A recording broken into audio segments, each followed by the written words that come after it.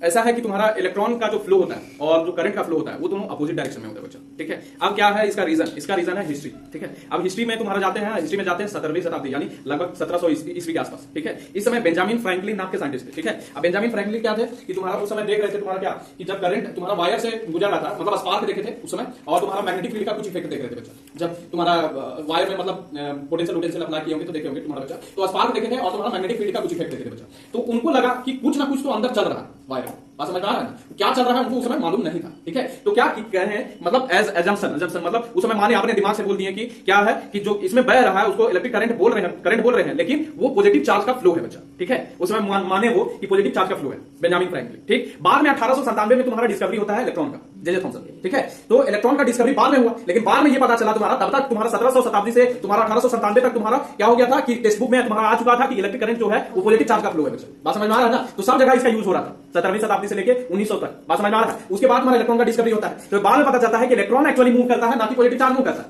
बात समझ में आ रहा है कि नहीं? जो वायर्स में है, कंडक्टर्स में है, जो वो तुम्हारा कौन सी मूव करता है? इलेक्ट्रॉन्स मूव करता है, ना कि पॉजिटिव चार्ज मूव करता है बच्चा।